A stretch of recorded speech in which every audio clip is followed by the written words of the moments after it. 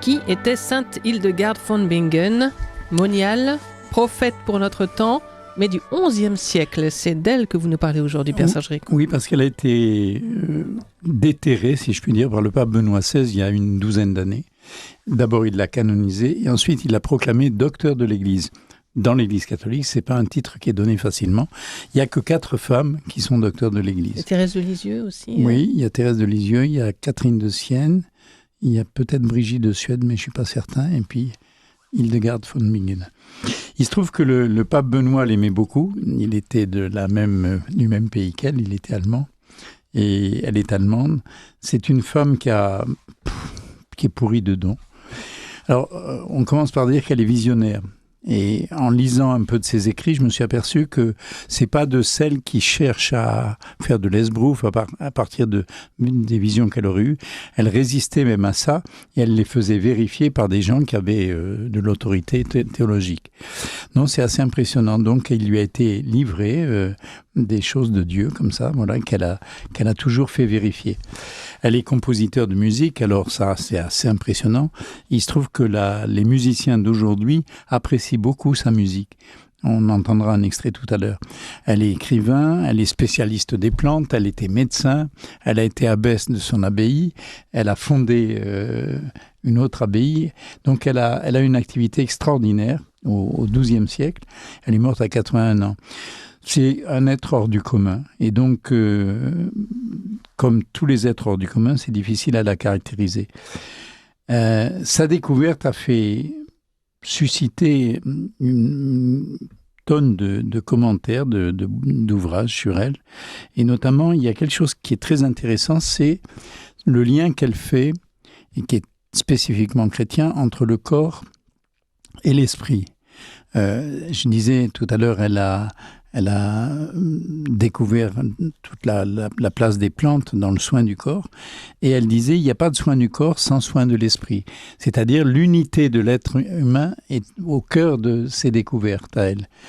Et ça, c'est sa tradition bénédictine et spirituelle qui la pousse dans ce sens-là.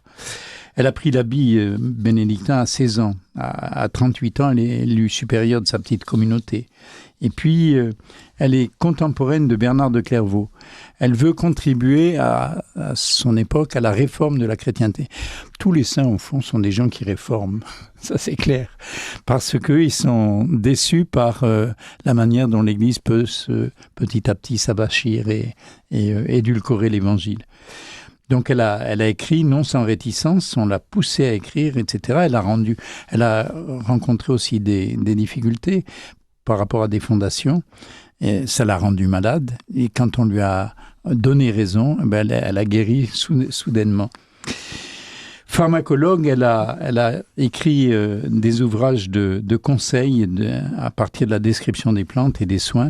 Et en ce sens-là, elle est prophète, je le disais tout à l'heure, parce qu'elle a le souci de la création et de l'harmonie de la création. On le verra dans sa musique tout à l'heure. Et au fond, elle anticipe ce que nous vivons aujourd'hui avec la transition écologique et la recherche d'une nouvelle harmonie entre le monde créé par Dieu et puis ce que l'homme en a fait.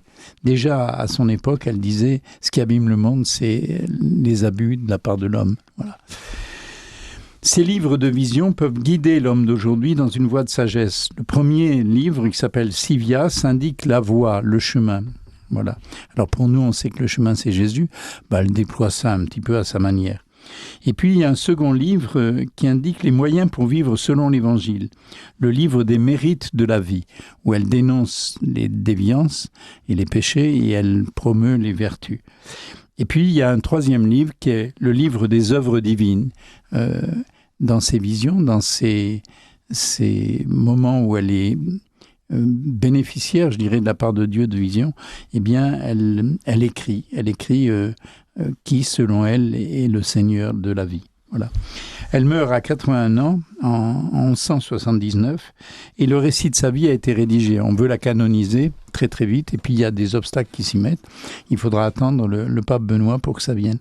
En tout cas, Hildegarde est aujourd'hui quelqu'un qui est reconnu pas seulement dans le sein de l'Église catholique, mais au-delà de ça, et dans bien des domaines.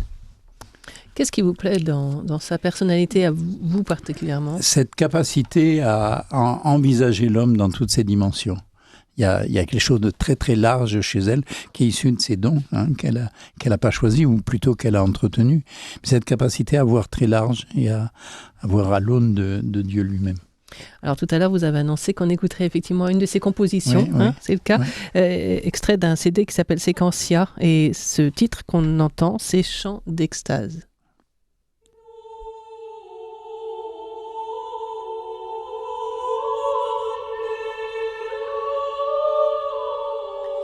Sur RCF, un enregistrement non pas d'Hildegarde von Bingen, mais de sa composition en tout cas. On se retrouve avec la pasteur Corinne Gendreau, le père Serge Ricot, le père Jean-Claude Gurnade et le pasteur Samuel Duval dans le Plateau Spi sur RCF. Les réactions Saint-Hildegarde. Alors, père Jean-Claude. Merci, père Serge, de parler d'Hildegarde de Bingen. Parce que pour ma part, je la connais depuis mon adolescence. Moi, j'ai habité l'Alsace et bon, sa présence était assez comme celle de Maître Eckhart ou de Jean Toller était connue. Et il se trouve que cet été, je suis allé justement sur les pas d'Hildegarde et je suis allé au monastère qui a été maintenant rénové et qui est reconstruit en 1900. Et je pensais présenter Hildegarde aussi, en particulier pour mes frères orthodoxes. C'est pas grave, mais pour mes frères orthodoxes qui ne connaissent pas du tout les mystiques de l'Église qui étaient encore indivisibles là, à cette époque-là. Donc merci de présenter cette femme extraordinaire qui en fait, comme tu l'as dit, a d'énormes dons qu'elle n'a cessé de faire partager aux autres. Et ce qui m'intéressait quand j'étais jeune, c'était justement le fait qu'elle était proche de la nature et elle était intéressée par la relation de l'homme avec la nature, qui n'est pas une relation de prédateur, mais une relation de guérison. Tu as signalé qu'elle était, pharmacienne là, et voilà. Et donc voilà. Mais merci en tout cas de. On utilise encore ces recettes entre guillemets. Je pense qu'il y a des gens qui les utilisent. Il y a un renouveau de ce qu'elle a découvert et dans des publications, etc. Je pense, oui. Ouais. Et tu as un livre à nous conseiller ? Sur elle, alors, j'ai un recueil qui est issu de l'abbaye de mon frère et qui est consacré entièrement à elle, qui vient de sortir il y a quelques 15 jours. Mmh. Hildegarde au souffle de l'esprit, l'écologie à l'école de Saint-Benoît. Voilà, merci. Vous connaissez aussi Hildegarde ? Pas tant que ça, non. Merci Serge. Mais je vais m'y pencher parce que ça a l'air très intéressant. Ouais. Ah oui, j'ai oublié de dire une chose majeure. Pourquoi elle a été oubliée pendant des siècles ? Parce que c'est une femme. Voilà. C'est une femme. Moi, je m'y suis intéressé parce que justement c'est une femme. Ouais, ben voilà. Samuel Duval. Moi je me demande si la figure d'Hildegarde n'a pas inspiré Ken Follett dans son récit des Piliers de la Terre, particulièrement le deuxième tome où justement on voit une moniale très inspirée, très proche du peuple, très dans une compréhension globale du corps, de la médecine, etc. En parallèle dans une époque semblable, mais bon c'est de la fiction puisque ça se passe en Angleterre, mais je trouve extraordinaire qu'on puisse remettre justement au goût du jour des femmes extraordinaires. Je trouve juste déplorable qu'on ait besoin d'avoir des femmes qui sont tellement brillantes pour pouvoir le faire, alors qu'il y en a tellement d'autres, mais qu'on a oubliées, et à qui on a volé les contributions, à qui beaucoup d'hommes, beaucoup de théologiens ont volé les idées, ou les ont retransmises, et ça existe depuis le texte biblique. Je vous invite à vous rappeler que la première qui reconnaît le Christ comme ressuscité et qui dit Marie-Madeleine, c'est Marie-Madeleine, et bien plus que Pierre même, mais c'est à Pierre qu'on va attribuer tous les mérites de ce que ça donne. Et déjà les témoins des premiers siècles font un choix qui est délétère. Oui, mais je nuancerai ton propos parce que justement à la période d'Hildegarde et la période qui suit également, il y a Catherine de Sienne, comme elle, qui écrit au pape, etc. Elles sont, ces femmes-là du Moyen-Âge, Très audacieuses. du haut Moyen-Âge, sont très proches des cercles du pouvoir, on peut dire ça comme ça, et elles sont écoutées avec bienveillance. Donc c'est plus tard, c'est à partir de la Renaissance que la Tout à femme fait. est reléguée dans son aspect C'est vrai que j'ai strictement féminin. J'ai pris un raccourci surtout historique, c'est-à-dire que les Lumières ont noirci le Moyen-Âge, et particulièrement le haut Moyen-Âge, qui était bien moins noir et obscur que ce que les Lumières ont voulu faire paraître pour paraître plus lumineux. Mais ça, c'est le travail des historiens que de nous rappeler que le Moyen-Âge, c'était pas juste des gens barbares qui buvaient le sang de leurs enfants. Parce qu'on aime prendre des raccourcis et catégoriser les périodes de l'histoire. C'est un peu facile. Mais... Et vous l'avez dit, elle a beaucoup travaillé sur l'unicité corps et esprit. Est-ce que c'était pas en décalage justement, ou plutôt avant-gardiste dans ce monde où je sais pas, je me trompe peut-être, mais au niveau de la vie monastique, c'est plutôt l'ascétisme où le corps, on essaie de le